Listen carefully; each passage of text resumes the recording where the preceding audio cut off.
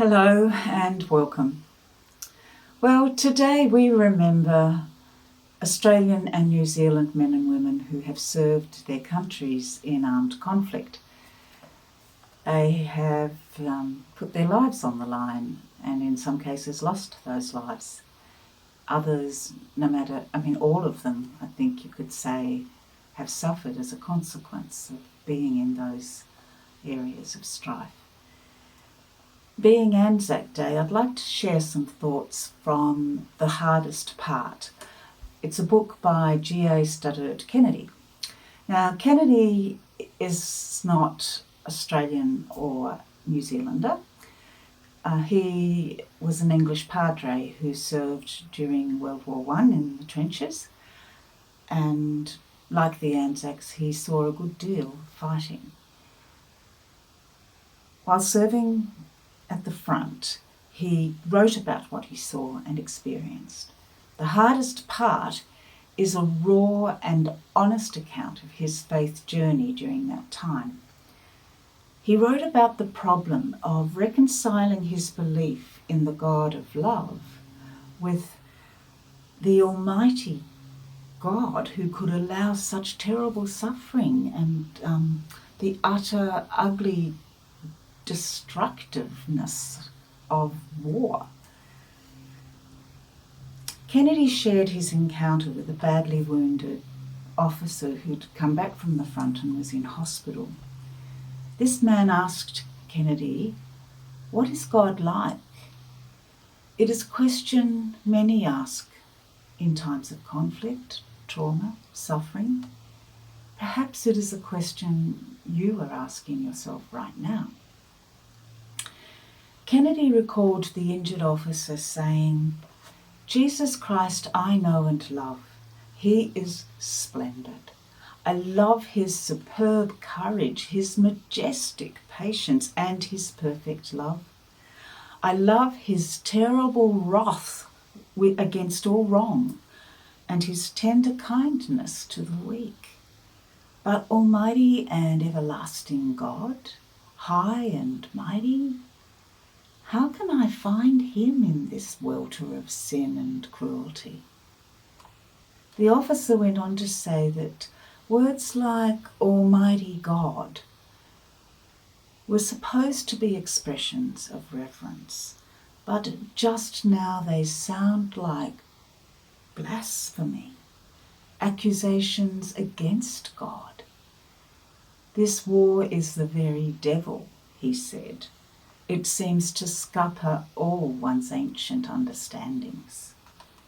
Kennedy, while on the front line of battle, with shells landing and exploding all around him, knowing that he could be the next casualty, observed, "It's funny how it is always Christ on the cross, never God on the throne, that comforts. One needs a father, and a father must suffer in his children's suffering. I don't know or love the Almighty Potentate. My only real God is the suffering Father revealed in the sorrow of Christ." When the shelling finished, Kennedy looked at the damage done and the men who'd been killed, both Allied and German. "War serves them all alike," he said. "Good and bad, guilty and innocent, they all go down together in this muddy, bloody welter of mad misery. How can a man believe in an almighty God? What is he doing?" Kennedy came to the conclusion that God does not use coercive power, guns and weapons to force people to adopt a particular course of action. Nor is he the kind of God who, on a whim, gives people pain and disease, or cause tragedy such as a bushfire that destroys everything a person owns, for example. Rather, he strives and labours to perfect this world through love.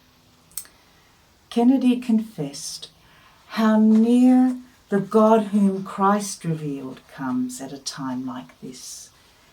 nearer than breathing, nearer than hands and feet, the Father of sorrow and love, who spoke through his crucified Son. It's always the cross in the end.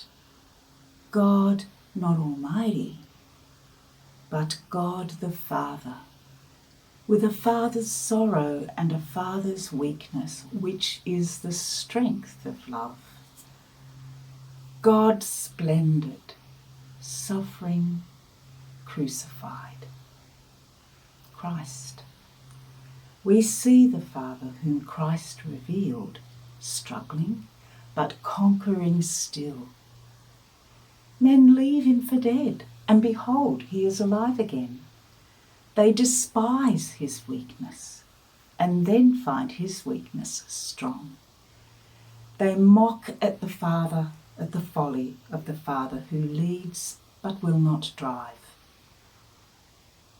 And then come to see the wisdom of that folly in the end. If the Christian religion means anything, it means that progress is made in spite of, not because of, strife and war. Human strife isn't God's method, but God's problem. In a powerful statement, Kennedy says that war is the crucifixion of God, not the working of his will. The cross is not past, but present. Ever and always I can see set up and above this world of ours a huge and towering cross with great arms stretched out east and west, from the rising to the setting sun. And on that cross, my God still hangs and calls all brave people to come out and fight with evil, and by their sufferings endured with him, help to lift the world out of darkness and into light. A powerful statement indeed. I'll see you tomorrow.